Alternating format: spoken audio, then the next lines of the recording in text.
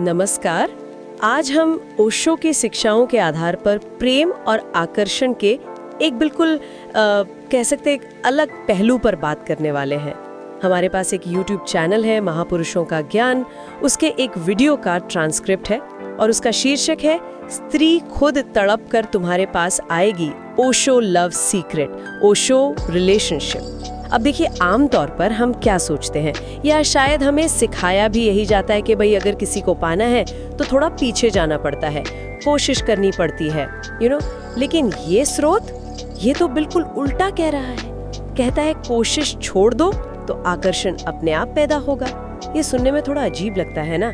चलिए आज इसी को जरा गहराई से समझते हैं। तो आज का हमारा मकसद यही है कि इस विचार की तह तक जाएं कि कैसे किसी की जो आंतरिक शांति है उसका अपने आप में पूरा होना, वो एक तरह का चुंबकीय खिंचाव कैसे पैदा कर सकता है, वो भी बिना किसी बाहरी कोशिश के। बिल्कुल। और ये विचार ना जो हमारी पारंपरिक सोच है उसको सीधी चुनौती देता है। स्रोत का जो मेन पॉइंट है वो यही है कि असली आकर्षण शब्दों से या कोशिशों से या दिखावे से नहीं आता। ये तो व्यक्ति की अंदरूनी ऊर्जा, उसकी मौजूदगी, उसके मौन से पैदा होता है। और सबसे दिलचस्प बात यही है कि ये पीछा करने वाली जो धारणा है ना, उसके एकदम उलट है। तो मतलब प्रेम पाने के लिए भागना नहीं, बल्कि एक तरह से स्थिर हो जाना, जैसे आपने कहा चुंबक लोहे को खींचता है वैसे। हाँ, कुछ वैसा ही समझिए। ये खिंचाव बाहरी नहीं है, ये भीतरी है। स्रोत इसे कहता है ऊर्जा का खेल। देखिए, जब कोई किसी को पाने के लिए लगातार कोशिश कर रहा है, बोल रहा है, मना रहा है, तो वो क्या कर रहा है? वो अपनी ऊर्जा बिखेर रहा है, अपनी लाइफ फोर्स को शब्दों में, एक्शन में खाली कर रहा है। और इसके उलट जब कोई शांत है, अपने सेंटर में है, तो उसकी ऊर्जा जमा होती है, कॉन्सेंट्रेट होती है, एक गहरी झील की तरह। और ये जो गहरी स्थिर ऊर्जा है ना, ये दूसरे व्यक्ति को, खासकर जैसा स्रोत कहता है स्त्री को, उसकी जो सटल सेंसिटिविटी होती है उससे महसूस होती है। ये ऊर्जा वाली बात थोड़ी रहस्यमयी सी लगती है। अच्छा, और फिर इसमें ये चुप्पी या मौन का क्या रोल है? इसका मतलब सिर्फ बातें ना करना है? नहीं, सिर्फ होंठ बंद रखना काफी नहीं है। स्रोत इसे कहता है मन की चुप्पी। इसका मतलब है मन के अंदर जो लगातार शोर चलता रहता है ना, इच्छाएं, पाने की बेचैनी, खोने का डर, वो इनसिक्योरिटी वाली फीलिंग्स, उन सब का थम जाना। जब मन का ये जो शोरगुल है ये शांत होता है, तभी व्यक्ति का जो असली स्वरूप है, उसका जो नेचुरल अट्रैक्शन है, जिसे स्रोत मैग्नेट कह रहा है, वो सामने आता है। अच्छा, तो ये मन की शांति है जो असल में आकर्षण पैदा करती है। पर शब्द क्यों रुकावट बनते हैं? बातचीत तो मतलब रिश्तों की नींव मानी जाती है ना। देखिए, शब्द अपने आप में बुरे नहीं है, लेकिन जब वो एक्सपेक्टेशन से भरे हों, इरादों से, एक तरह की जरूरत से, तब वो बोझ बन जाते हैं। स्रोत के मुताबिक स्त्री अपनी इंट्यूशन से, अपनी सहज प्रवृत्ति से इन छिपी ही उम्मीदों को भांप लेती है। वो महसूस कर सकती है कि पुरुष उसे अपनी किसी कमी को पूरा करने के लिए एक साधन की तरह देख रहा है। और जाहिर है, कोई भी किसी की कमी पूरा करने का साधन नहीं बनना चाहता, इसलिए वो इस भारीपन वाली ऊर्जा से हट सकती है, दूर जा सकती है। मौन में ये बोझ नहीं होता। जब कोई व्यक्ति अपने मन में शांत और पूर्ण महसूस करता है, तो उसकी चुप्पी ये मैसेज देती है, मैं अपने आप में पूरा हूँ, मुझे तुमसे कुछ चाहिए नहीं। और अगर इसे बड़े पर्सपेक्टिव में देखें तो ये सेल्फ सफिशिएंसी का, इमोशनल स्ट्रेंथ का एक बहुत पावरफुल सिग्नल है। और यही चीज अनजाने में आकर्षक बन जाती है। और आपने कहा कि ये चुप्पी जो है ये जिज्ञासा पैदा करती है, ये कैसे होता है? बिल्कुल, आप सोचिए, एक शांत गहरी झील को देखकर क्या महसूस होता है? उसके अंदर झांकने की, उसकी गहराई जानने की इच्छा होती है ना। शब्द तो अक्सर चीजों को सपाट बना देते हैं, समझाने की कोशिश में रहस्य खत्म कर देते हैं, लेकिन मौन रहस्यमयी होता है। स्रोत कहता है कि पुरुष की ये शांति, उसकी ये आत्मनिर्भरता स्त्री के मन में क्यूरियोसिटी जगाती है। वो जानना चाहती है कि इस ठहराव के पीछे क्या है, ये कैसा इंसान है जो पाने की दौड़ में शामिल नहीं है। ये मैं पूर्ण हूँ वाली बात बहुत जरूरी लग रही है। स्रोत में शायद पेड़ का उदाहरण भी दिया है इसी को समझाने के लिए। हाँ, बहुत सुंदर उदाहरण है वो। एक पेड़ वो अपनी छाया देने के लिए किसी राहगीर का इंतजार करता है क्या? नहीं, वो बस अपनी जगह खड़ा रहता है, अपनी पूर्णता में जीता है। पक्षी आते हैं, उसकी डालियों पर बैठते हैं, गाते हैं, फिर उड़ जाते हैं। पेड़ न उन्हें बुलाता है, न रोकता है। वो अपने होने में मस्त है। ठीक इसी तरह जो व्यक्ति अपनी खुशी के लिए, अपनी शांति के लिए दूसरों पर डिपेंडेंट नहीं है, जो अपने अकेलेपन में भी दुखी या अधूरा महसूस नहीं करता बल्कि उसमें भी एक तरह का सुकून पाता है, वो नेचुरली आकर्षक बन जाता है। जैसा कि स्रोत में कहा गया है, कोई भी किसी दूसरे का इमोशनल बोझ नहीं उठाना चाहता। हर कोई एक स्थिर, खुश और आत्मनिर्भर व्यक्ति के साथ रहना पसंद करता है। इसको और साफ करने के लिए स्रोत में एक राजा और नर्तकी की कहानी भी बताई गई है। हाँ। वो कहानी क्या थी, जरा बताएं। हाँ, वो कहानी इस विचार को बहुत अच्छे से सामने लाती है। एक राजा था, वो एक डांसर के प्रेम में पड़ गया। उसने उसे पाने के लिए सब कुछ किया, महंगे तोहफे दिए, बड़े बड़े फंक्शन रखे, कवियों से उसकी तारीफ में गीत लिखवाए, लेकिन नर्तकी पर कोई असर नहीं हुआ। उसे ये सब एक बंधन जैसा लगा, एक जाल जैसा। उसे महसूस हुआ कि राजा उसे नहीं बल्कि अपनी इच्छा को, अपने ईगो को पूरा करना चाहता है। जब राजा की सारी कोशिशें बेकार हो गईं, तो वो निराश हो गया। सब कुछ छोड़ छाड़कर महल के एक कोने में चुपचाप बैठ गया। उसने नर्तकी को पाने की इच्छा ही छोड़ दी, अपने अंदर शांति ढूंढ ली। अब वो शांत था, अपने आप में स्थित। और फिर एक दिन वही नर्तकी खुद चलकर उसके पास आई और चुपचाप उसके पास बैठ गई। राजा की वो शांति, वो पूर्णता, वो मुझे कुछ नहीं चाहिए वाला भाव उसे खींच लाया। अब यहां एक जरूरी सवाल उठता है कि सच्ची नजदीकी क्या बाहरी चीजों से आती है, कोशिशों से या तोहफों से, या ये इंसान की अंदरूनी हालत का रिफ्लेक्शन है? कमाल की कहानी है। मतलब जब राजा ने पीछा करना छोड़ा, तभी वो नर्तकी उसके पास आई।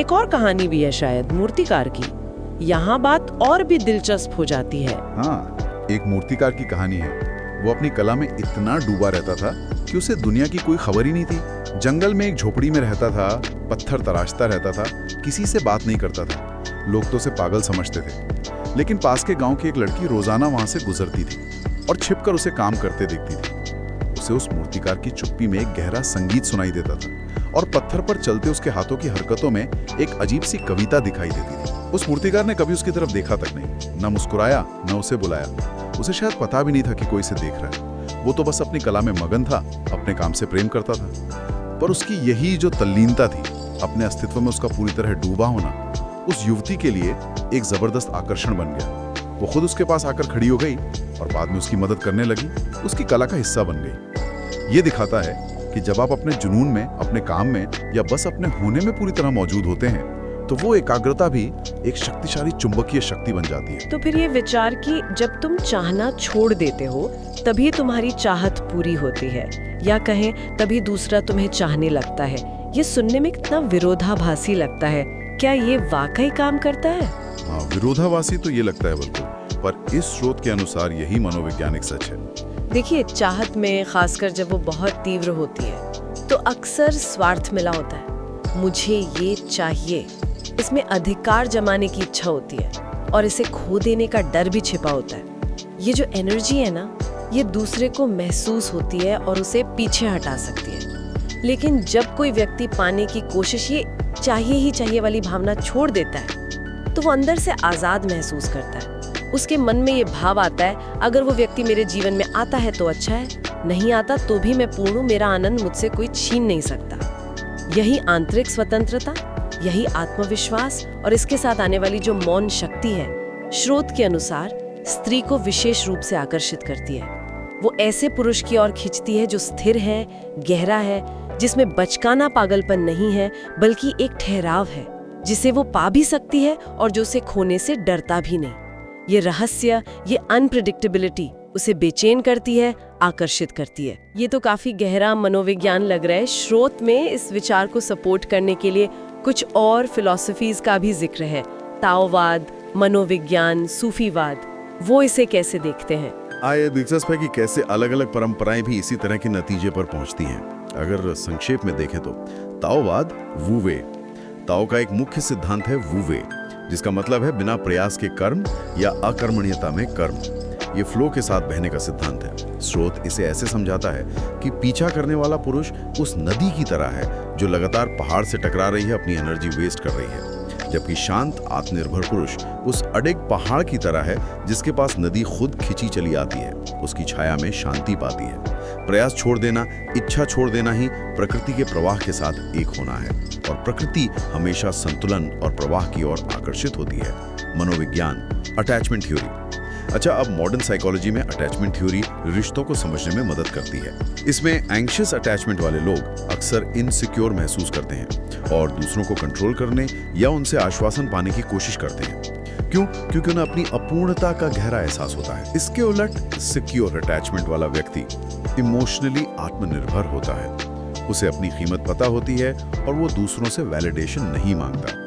स्रोत का तर्क यह है कि स्त्री की सहज प्रवृत्ति सुरक्षा और स्थिरता की ओर आकर्षित होने की होती है, जो सिक्योर अटैचमेंट वाले व्यक्ति में ज्यादा दिखती है। यानी वो जो पीछा नहीं कर रहा, जो अपने आप में सुरक्षित है। सूफीवाद और सूफी रहस्यवाद की बात करें तो प्रेम को वो परमात्मा तक पहुंचने का रास्ता मानते हैं और इसका आधार है फना, यानी अपने मैं या अहंकार का मिट जाना। पीछा करना, किसी को पाने की जिद करना, ये मैं को और मजबूत करता है, मुझे चाहिए। इसके विपरीत चुप होना, इच्छा को शांत करना, अपने आप में स्थित होना, ये मैं को कमजोर करता है। सूफियों का मानना है कि जब मैं मिटता है तभी सच्चा प्रेम जो निस्वार्थ है प्रकट होता है। जैसा किसी सूफी कवि ने कहा है, जब मैं खुद को खो बैठा तभी मैंने प्रेम को पाया। ये अहंकार का मिट जाना ही आकर्षण का केंद्र बन जाता है। ये तो कमाल है कि अलग अलग दर्शन, अलग अलग परंपराएं एक ही दिशा में इशारा कर रही हैं। ओशो कहते हैं कि प्रेम एक नृत्य है जिसमें कोई किसी का पीछा नहीं करता।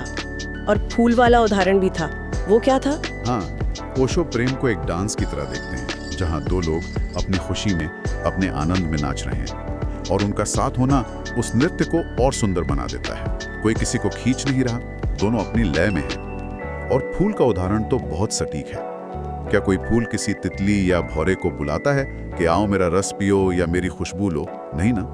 फूल तो बस अपनी पूरी क्षमता से खिलता है। उसकी सुंदरता, उसकी सुगंध अपने आप फैलती है और तितलियां, भौरे खुद ब खुद खिंचे चले आते हैं। इसी तरह स्रोत कहता है कि जब व्यक्ति अपने भीतर खिलता है, यानी अपनी चिंताओं, इच्छाओं, असुरक्षाओं की परतों को हटाकर अपने वास्तविक स्वरूप में स्थित होता है, आनंदित होता है, तो उसकी वो आंतरिक सुंदरता और शांति एक खुशबू की तरह फैलती है। और दूसरे लोग, खासकर स्त्री, उस सुगंध की ओर, उस आनंद की ओर स्वाभाविक रूप से आकर्षित होते हैं। वो उस ऊर्जा का हिस्सा बनना चाहते हैं। बिल्कुल, ये दो अस्तित्वों के बीच का एक मौन संवाद है। स्रोत के आखिर में कहा गया है कि जब दो ऐसे व्यक्ति मिलते हैं जो अपने भीतर शांत और पूर्ण हैं, तो उनका मिलना एक गहरा सन्नाटा पैदा करता है और उसी गहरे सन्नाटे में प्रेम की सबसे ऊंची, सबसे सच्ची आवाज गूंजती है। ये पाने की कोशिश नहीं, बल्कि एक दूसरे की मौजूदगी में, एक दूसरे की ऊर्जा में सहजता से घुल मिल जाना है। तो इन सब का निचोड़ क्या निकाले हम? इस स्रोत से मुख्य बात क्या समझ में आती है? मेरे ख्याल से यही कि आकर्षण का असली रहस्य बाहरी भागदौड़ में, महंगे तोहफों में या चिकनी चुपड़ी बातों में नहीं छिपा है। ये पूरी तरह से एक आंतरिक अवस्था का मामला है। मन की शांति, भावनात्मक आत्मनिर्भरता, अपनी ऊर्जा को सहेजना और ये जो फालतू की इच्छाएं और अपेक्षाएं हैं, उनसे मुक्त होना। ये प्रेम और रिश्तों को देखने का एक बिल्कुल अलग नजरिया है, जो एक्शन के बजाय इंसान के होने, बीन पर जोर देता है। हाँ, और गौर करने वाली बात यह है कि ये दृष्टिकोण आकर्षण का जो कंट्रोल है, उसे बाहरी दुनिया से छीनकर पूरी तरह से व्यक्ति के अपने भीतर ले आता है। ये एक तरह से पूरी जिम्मेदारी व्यक्ति पर डालता है कि आप कितने शांत हैं, कितने अपने आप में पूरे हैं, कितने अपनी ऊर्जा के स्वामी हैं। यही तय करेगा कि आप कितने आकर्षक हैं। यहाँ एक जरूरी सवाल मन में आता है, अगर ये नजरिया सही है और आंतरिक शांति ही आकर्षण की कुंजी है, तो कोई व्यक्ति अपने भीतर इस चुंबकीय अवस्था को कैसे विकसित करे? क्या ये सिर्फ ध्यान और गहरे आत्मचिंतन से ही संभव है, जैसा कि राजा और मूर्तिकार के उदाहरणों में दिखता है, या फिर इसके लिए जीवन के हर पहलू के प्रति, अपने काम, अपने रिश्तों, यहाँ तक कि अपने अकेलेपन के प्रति भी एक पूरे नजरिए में बदलाव लाने की जरूरत है? इस पर सोचा जा सकता है।